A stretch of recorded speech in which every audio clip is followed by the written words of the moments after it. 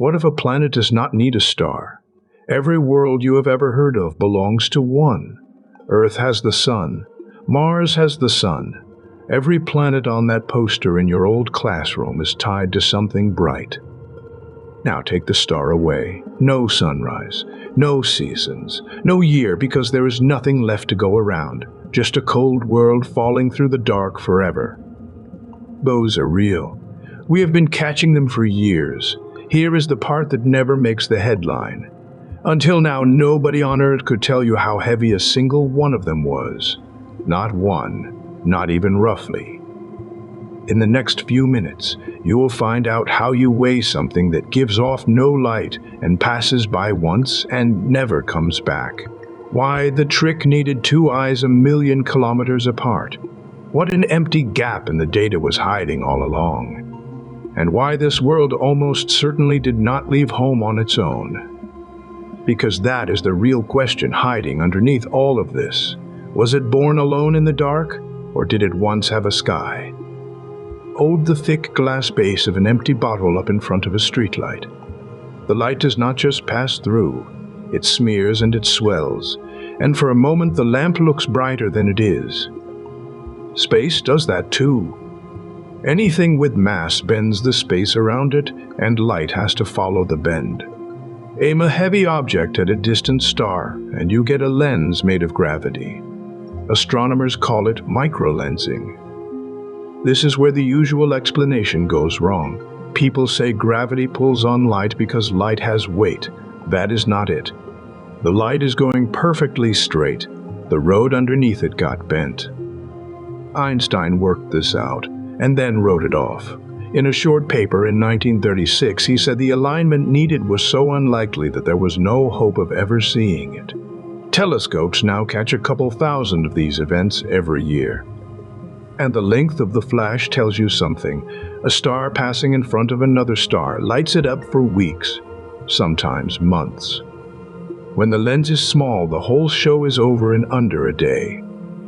So we started finding them. Little flickers lasting a few hours with no star anywhere near them. What could they possibly be? Picture a dark road at night, and a single light coming toward you. Is it a motorbike close by or a truck far away?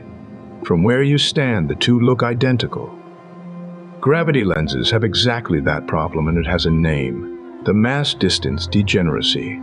A small object nearby and a big one far away produce the same flash.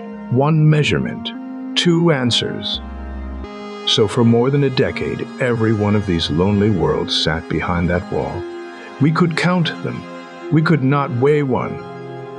What we had instead was statistics. From the way the whole crowd behaved, you could argue most of them were lighter than Jupiter. It is like knowing the average height of a country without ever measuring one person. And an average tells you nothing about where any single one came from. For that, you need a real number on a real object. So how do you get one?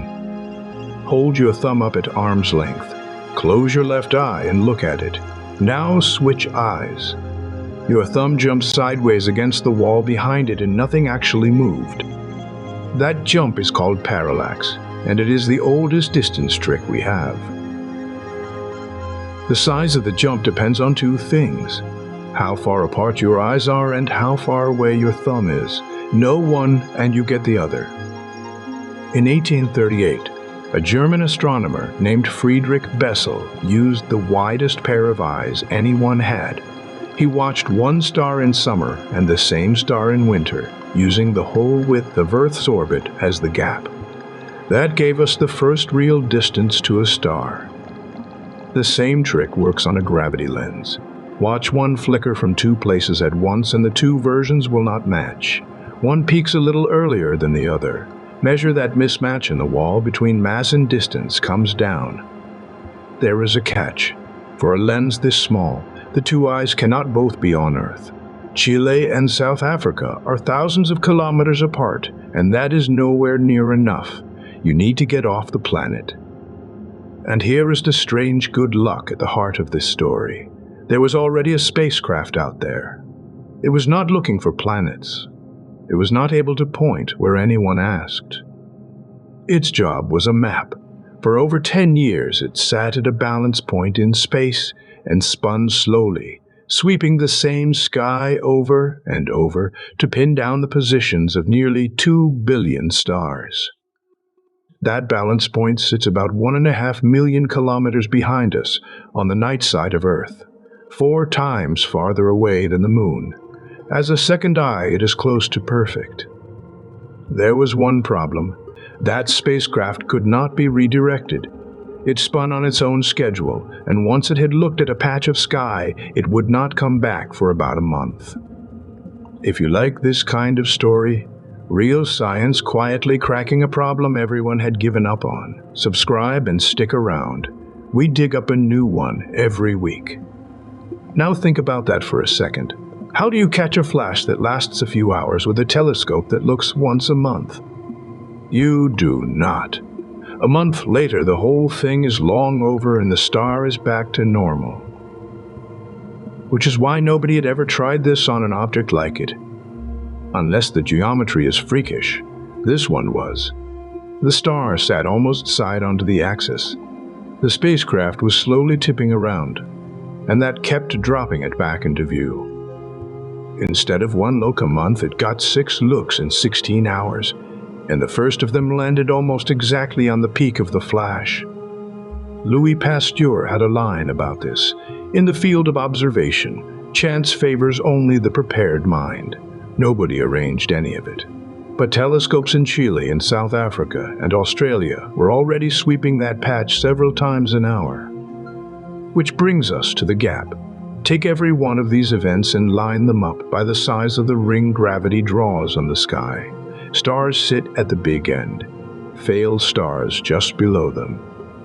The lonely worlds way down at the small end. And in between there is nothing, a clean, empty stretch where almost no object has ever turned up. Astronomers call it the Einstein Desert. Every lonely world we had ever found sat below it. Everything heavier sat above it. A hole like that usually means 2 different factories. Shoe shops do not stock sizes 5 to 8 and then nothing until 11. A shelf like that means 2 suppliers. Space has 2 factories for round dark objects. One builds planets inside a flat disk of dust and gas circling a young star.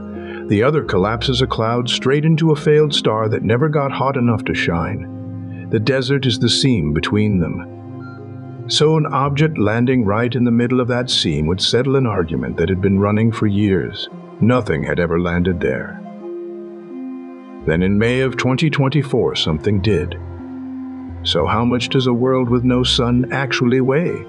After all those years of guessing, what does the real number look like? On the 3rd of May in 2024, telescopes flagged a star brightening in the crowded heart of the galaxy. Within hours, someone spotted the shape of the curve.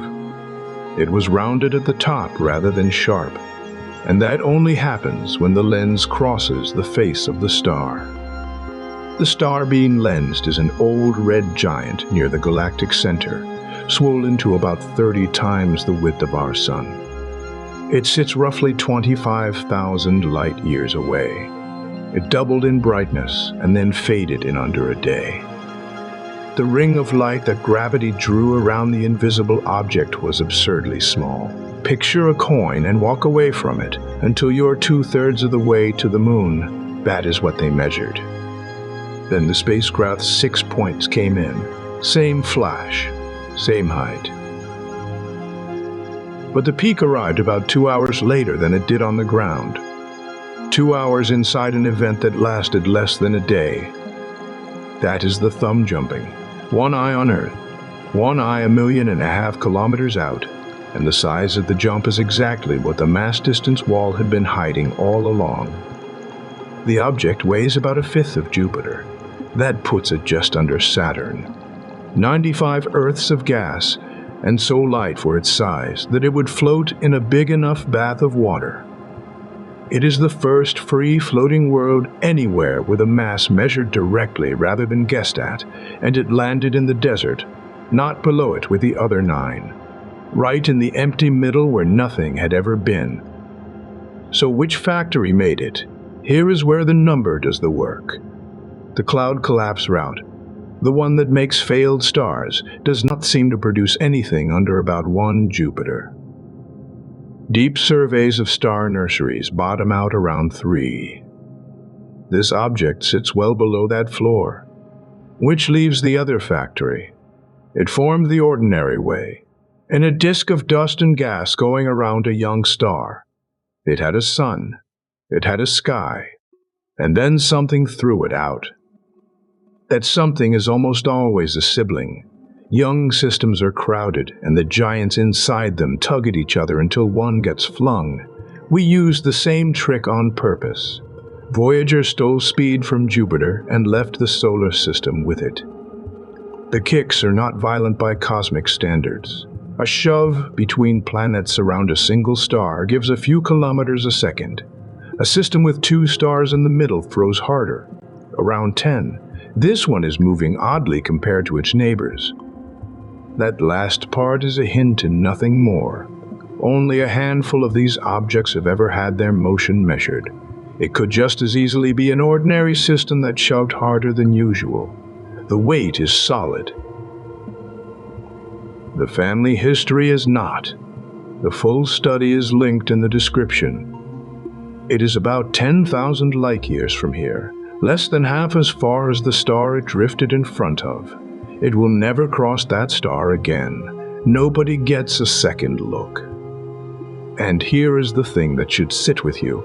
Models of our own young solar system suggest it may have thrown out a giant of its own 4 billion years ago, long before anything here was alive to notice.